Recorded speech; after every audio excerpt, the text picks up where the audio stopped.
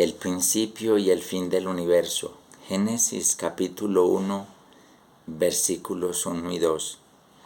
En el principio creó Dios los cielos y la tierra estaba desordenada y vacía, y las tinieblas estaban sobre la faz del abismo, y el Espíritu de Dios se movía sobre la faz de las aguas.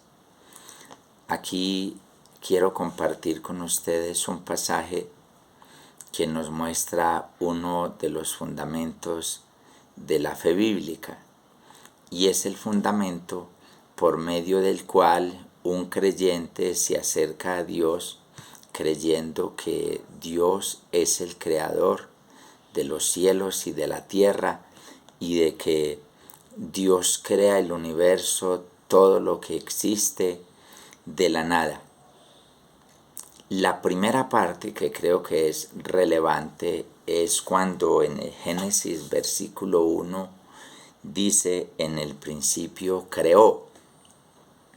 Si uno tiene la oportunidad de leer la Biblia en hebreo, ahí esa expresión creó viene de la raíz griega bara o bará, que significa formar, hacer, producir, crear. Y bara tiene un significado teológico muy profundo, puesto que el único sujeto al que se le puede atribuir es a Dios. Solo Él puede crear de la nada, lo que en latín se llama ex nihilo. Cuando nos encontremos el verbo bara en la palabra y está hablando de la creación en este contexto, es un verbo que solamente se le puede atribuir a Dios. ¿Por qué? Porque el único que puede crear algo de la nada es Dios. La Biblia tiene muchos pasajes donde habla de crear, de hacer, de producir, de crear. Pero en realidad la única palabra en hebreo que se puede utilizar cuando hablamos de crear es la expresión bara, y solamente quien se atribuye esa expresión es Dios, ya que Él es el único que puede crear de la nada. De ahí la importancia de conocer esos contextos socioculturales y a la vez esos contextos lingüísticos. Solo Él puede crear de la nada. El crear es, por lo tanto, un atributo divino. Pero también dice acá en el primer pasaje de Génesis 1:1, en el principio. Entonces nosotros debemos tener claro que Dios no tiene principio y Dios no tiene final. Miremos lo que nos dice el Salmo capítulo 90, versículo 2. Antes que naciesen los montes y formases la tierra y el mundo, desde el siglo y hasta el siglo tú eres Dios. Cuando uno inicia estudios sobre la filosofía presocrática, en mi experiencia como profesor y como licenciado en filosofía y ciencias religiosas, nos damos cuenta que los primeros filósofos nunca partieron de nada, o de la nada mejor, para entender los orígenes del universo, porque ellos siempre hablaban de una causa primera. El primer filósofo, que es Tales de Mileto, argumentaba que el arjé, cuya palabra en griego significa principio, fundamento y finalidad, y physis, cuyo significado es naturaleza, el arjé de la physis para él era el agua. Y en el caso de los filósofos materialistas, de los primeros materialistas, Leucipo y Demócrito, de ahí nace todo lo que es el materialismo dialéctico, el materialismo histórico, el estudio del materialismo a través de los siglos. Todos partieron de ahí. Lo que argumentaban era que en el universo existían dos cosas: el átomo y el vacío. El átomo, cuya palabra en griego, significa algo indivisible, era el que le había dado origen al universo, al hombre y al alma humana. Cuando se debatía sobre lo que diferenciaban las partículas atómicas del cuerpo y las partículas atómicas del alma, lo que argumentaba Demócrito era que las partículas que constituían el alma eran mucho más sutiles y mucho más livianas, pero en realidad el átomo era una partícula que estaba compuesta de millones y millones y millones de partículas. Nosotros sabemos ya con los avances de la ciencia que dentro de esas partículas hay energía, pero nos muestra acá el Salmo capítulo 92, donde nos dice que Dios no tiene principio, y vamos al Salmo capítulo 36, versículo 9. Dice lo siguiente: porque contigo está el manantial de la vida, en tu luz veremos la luz. Ahora les decía yo que en los átomos hay energía, y aquí estamos mirando cómo Dios es el creador de los cielos y de la tierra. Entonces surge otro interrogante. ¿Creó Dios la energía? Algunos estudiosos de la teoría del Big Bang, de la gran explosión, para hablar de este principio, han retomado del libro de Génesis capítulo 1, versículo 3, cuando dice: y dijo Dios, sea la luz, y fue la luz. Nosotros sabemos que en la luz hay energía. También a través de la historia se ha debatido si la energía baja a través de ondas o a través de partículas, pero la energía es materia. Entonces Dios también crea la energía. Miremos lo que nos dice Isaías capítulo 40, versículo 26, que es un pasaje muy interesante. Isaías 40, versículo 26. Levantad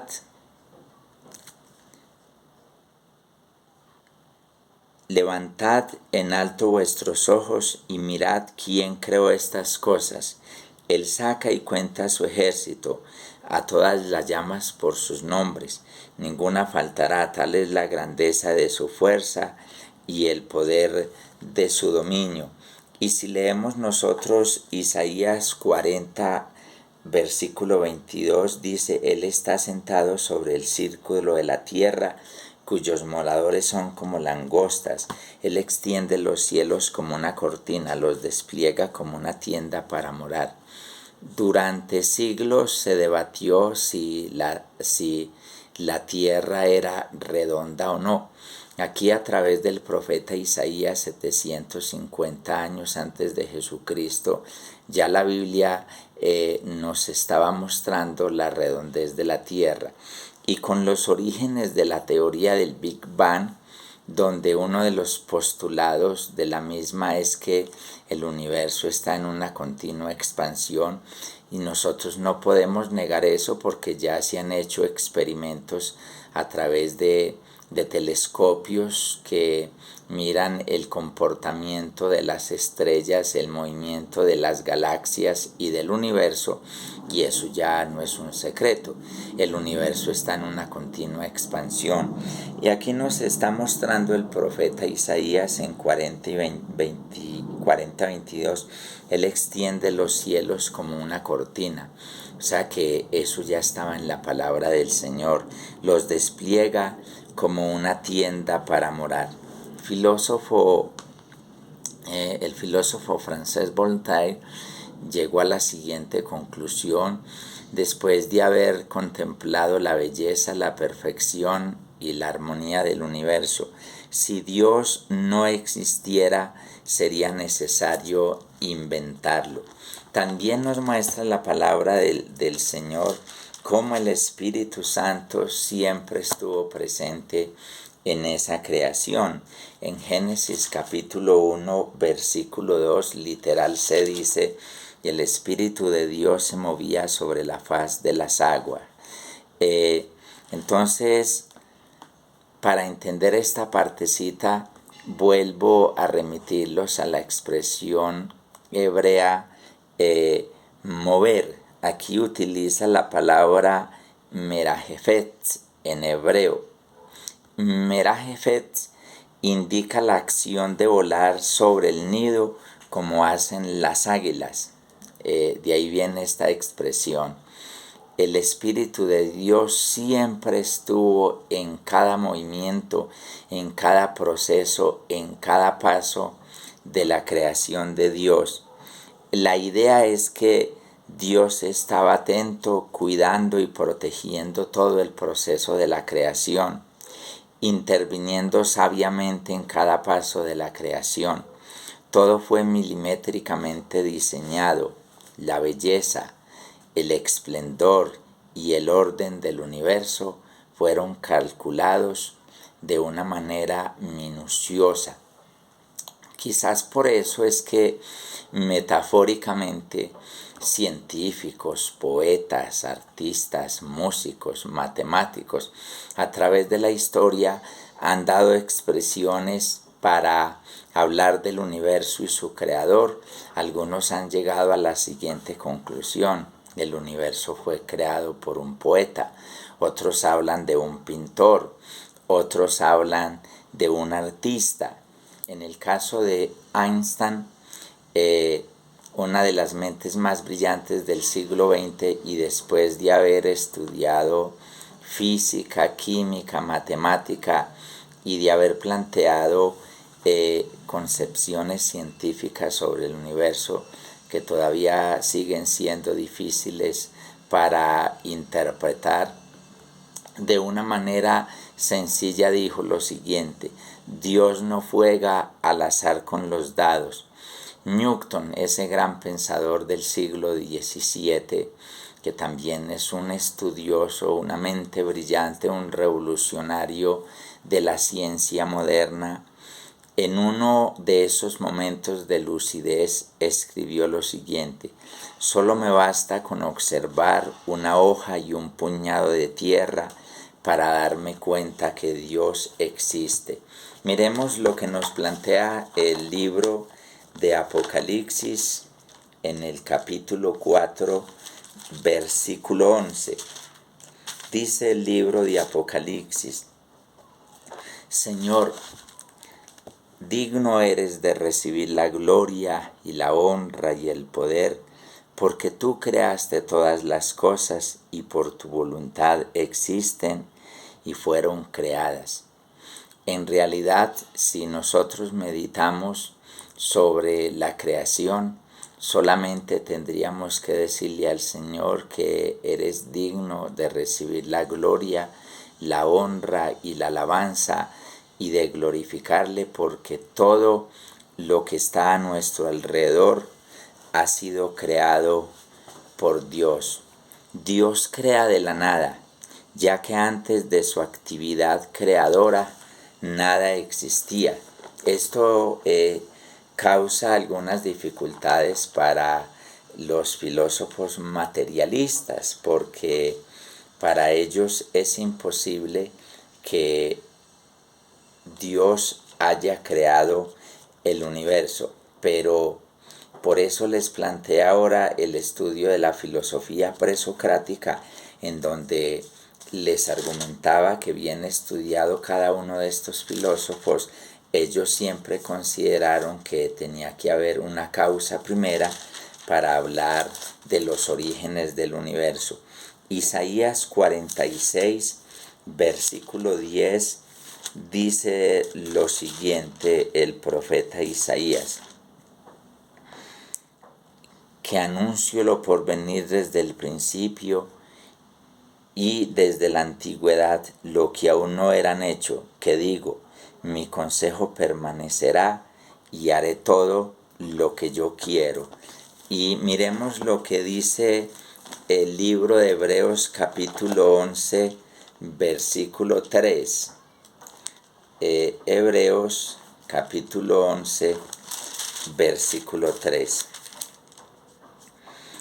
Por la fe entendemos haber sido constituido el universo por la palabra de Dios, de modo que lo que se ve fue hecho de lo que no se veía. Y aunque en este pasaje, cuando habla de el universo constituido, hay la palabra constituido, viene del griego catartizo, y en este caso significa arreglar, poner en orden, equipar, ajustar, completar.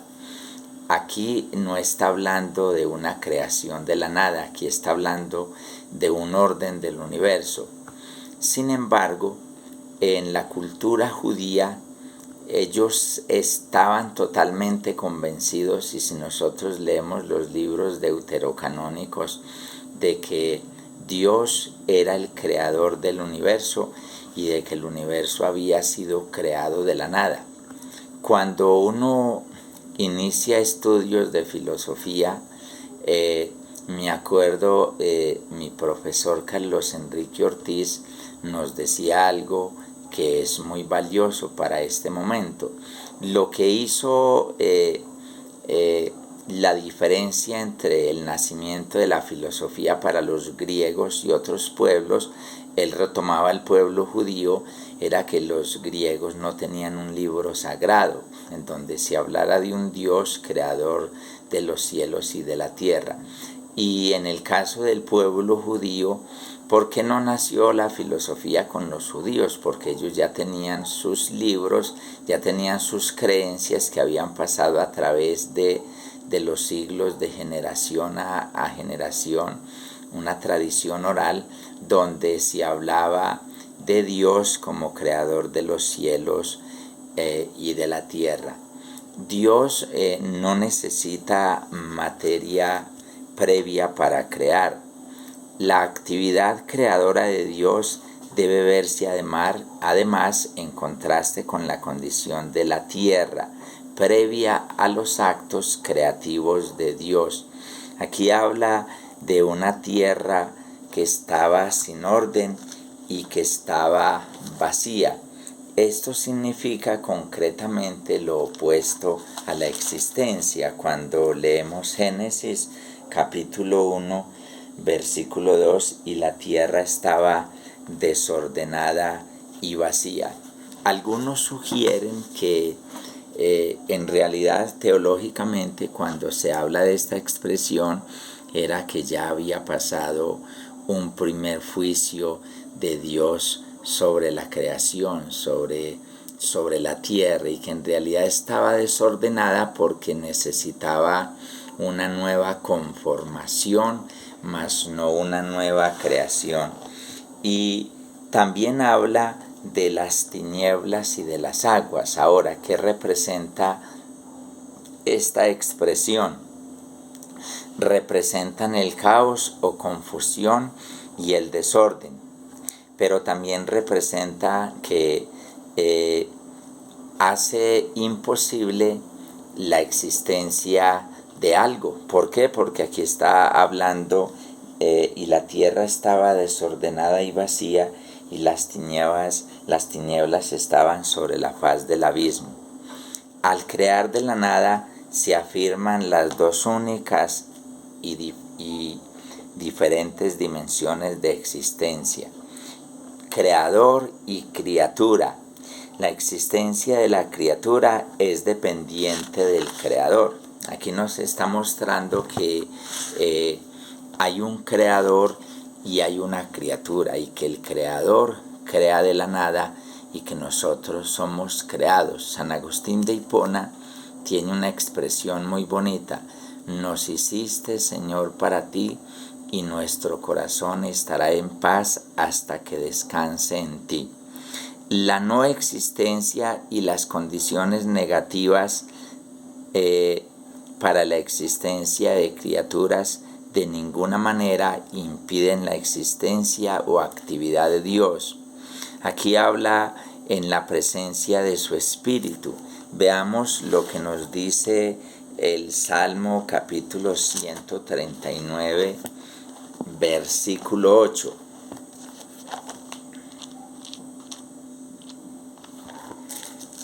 Salmo 139, versículo 8.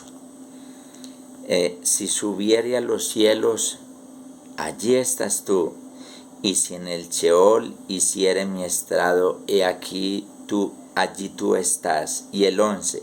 Si dijere ciertamente las tinieblas me encubrirán, aún la noche resplandecerá alrededor de mí.